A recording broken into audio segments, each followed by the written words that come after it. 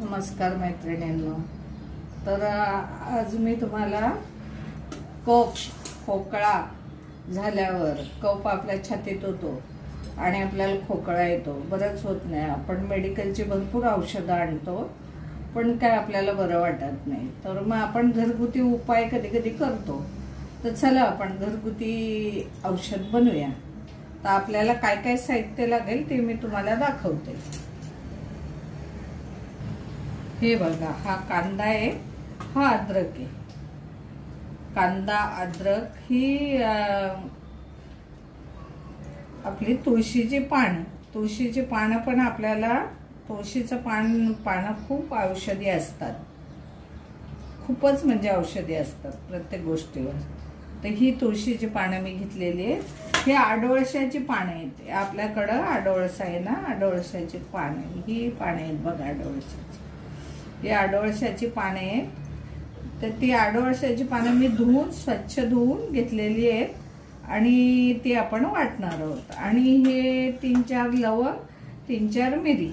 आता हे आपण अद्रक घेतलंय, नसला अद्रक तर सुंठ घ्यायची आणि सुंठ टाकून सुंठीची सुद्धा पावडर टाकू शकतो आपण त्याच्यामध्ये। ते आपण किसून घेऊया, तुम्हाला दाखवते। हे बघा, आपण अद्रक घेऊ आणि थोडीशी सुंठ पण घेऊ। ती सुंठ कसं घशाची खवखव असते ती बंद होते, म्हणून ही सुंठही आपण वाटून घेऊ।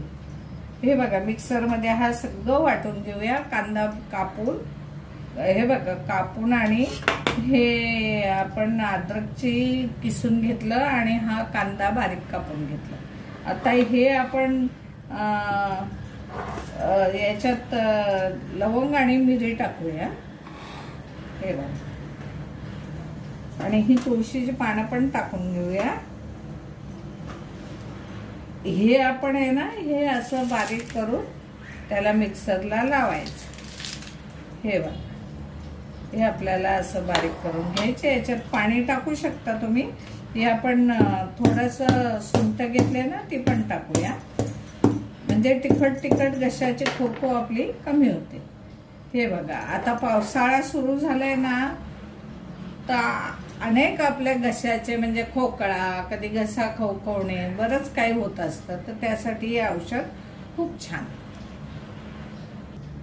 हे बघा, हे आपण वस्त्रगाळ करून घेऊया। हे बघा, आपण छान असं वाटून घेतलेलं आहे, हे याच्यात टाकते मी। हे बघा, आणि हे आपण सगळं वस्त्रगाळ करून घेऊया। बघा किती छान झालंय।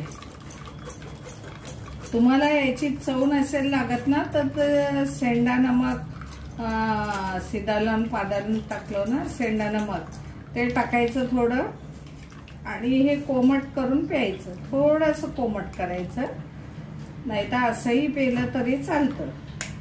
कोणाला बाबा थंड लागतं तर मग त्याने कोमट करायचं। हे बघा छान। आणि हे आज आत्ता घ्यायचं सकाळी, आणि मग संध्याकाळी घ्यायचं, आणि राहिलं उद्या परत घ्यायचं। असं 2-3 वेळा घ्यायचं।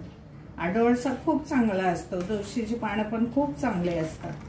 तर हे औषध आपल्याला असं घ्यायचंय। हे बघा, आपलं औषध आपण पूर्ण असं त्याला वस्त्रगाळ करून घेऊया। हे वस्त्रगाळ करून घेतलेले मी। हे बघा, आडोळसा आणि जे आपलं वनस्पतीचं अर्क तयार झालेले। तुम्हाला जर पाणी नसलं वापरायचं तर तुम्ही नुसतंही वाटून आणि ते टाकू शकता, म्हणजे नुसतं वाटायचं आणि त्याचं पाणी टाकायचं। हळद पण आपली औषधी असते, तर आपण 1 चमचा याच्यात हळद टाकूया। ही बघा, ही हळद टाकली मी, आणि हे आपण अशी घाटून घेऊन, हे औषध आपलं रेडी झालेलं आहे। हे आपण घ्यायचं, तुम्हाला सांगितलं ना, सकाळ आणि संध्याकाळी हे औषध घ्यायचंय आपल्याला। अर्धा कप घ्यायचंय, आणि खरंच याच्याने कफ आणि खोकळा पण कमी होतो। आपल्याला खोकळा, कशाला खवखवतं ते पण कमी होतं। तर चला भेटूया। तर हे बघा कसं वाटलं तुम्हाला हे खोकळ्याचं औषध, म्हणजे आपल्याला सर्दी खोकळा आणि घसादुखीचं औषध कसं वाटलं? लाईक करा, शेअर करा, सबस्क्राईब करा. चला भेटूया पुढे रेसिपी.